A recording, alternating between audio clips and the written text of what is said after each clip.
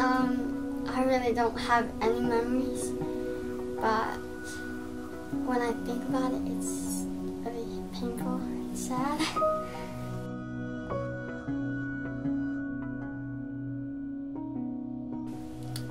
When I think about my birth parents, I feel rejected.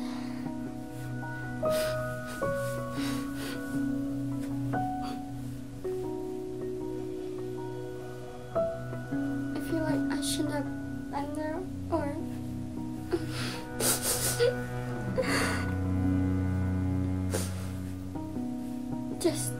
I just felt like I didn't fit in, or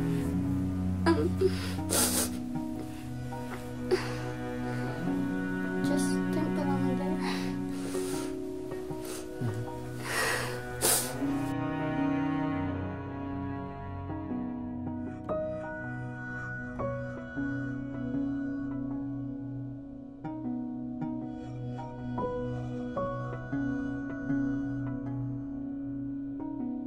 It started, goodness, in the mid to late 1990s, just when we were living in Fenton at the time.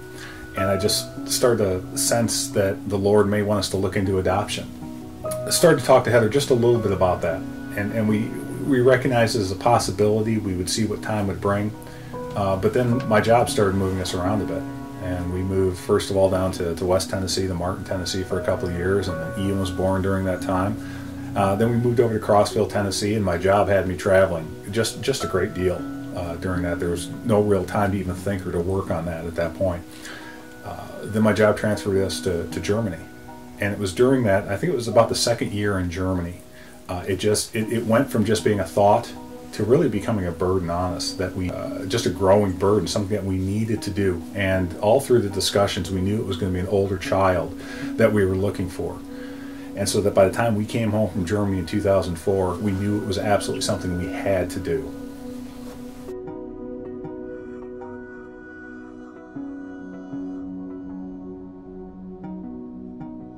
It was on a Sunday night, about 5 o'clock at night, and we were in the corner of this dark little government office, except for one office had its lights on. And as we walked up to this office where a few people are milling around, they're sitting on a bench, is this little Chinese girl, just wearing the most horrific jacket you've ever seen, but the cutest little girl. And it was our Rebekah. And we had gone as far as to making up t-shirts with her picture on it. You know, we had printed from early pictures they gave us, and we lifted up our shirt because it was cold out so she could see the t-shirt, and the look on her face was just priceless at that time. It was one of those looks. But then we flew down, and Rebekah's first airplane flight ever. And I think this is where you start to get the point where it's starting to settle in just a little bit, because she was excited about the airplane. But as we started to walk up to the airplane, she was walking with me, and we got to the jetway. And as soon as we took that first step on the jetway, her feet locked. She wouldn't move. She wouldn't come forward at all. And you could see just the change in the expression of her face. And Heather then had to kind of scoop her up in her arms and carry her. And as soon as Heather picked her up, just that high-pitched wail cry came.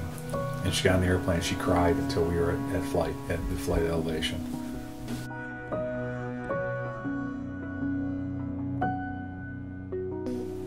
I remember when I was walking down into my house, and I remember when I was having pizza for my first night. But I also remember hearing a barking noise. I just didn't know what it was, so I looked over the counter and I'm like, what is this big furry thing? Why is it barking at me? And why is it here? But I thought it was like a monster. I also remember after dinner sitting down for a while and then seeing my brother just coming and then my grandparents leaving.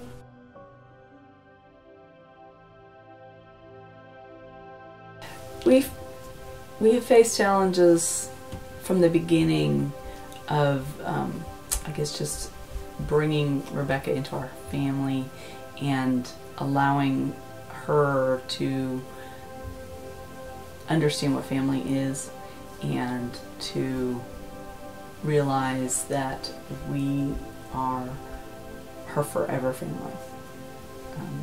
I think it's been a difficult process for her to come to a realization that this is where God wants me to be, and that this isn't going to change.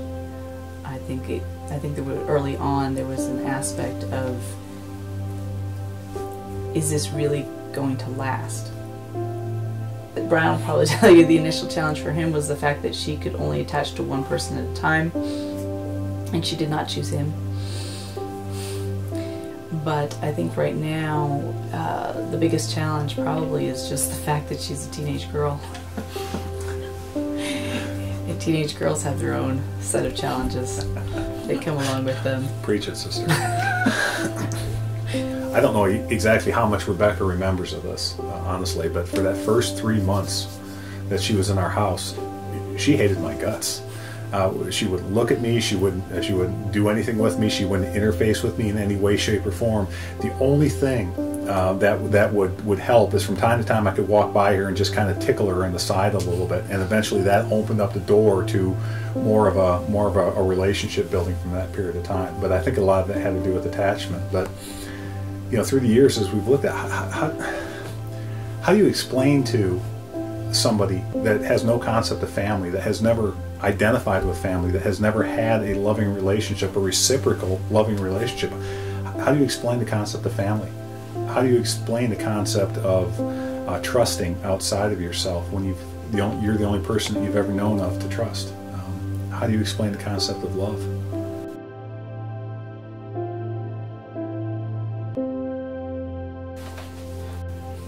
How much it means for God to adopt us into His family, and how we fight with God. We sometimes put our foot down and throw temper tantrums and fits and say, I'm not going to do that, and I don't want to be part of that. It's the same kind of thing with adoption in the sense of you have this child that will fight against you, that throws tantrums, and that from time to time rejects you and pushes you away, but yet the love is still there.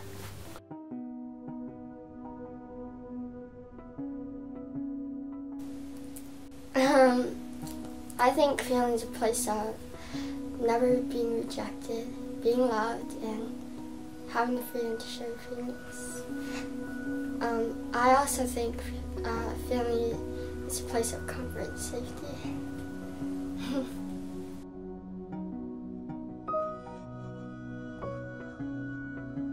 My fear is being rejected again, because I never know what's going to happen, so yeah.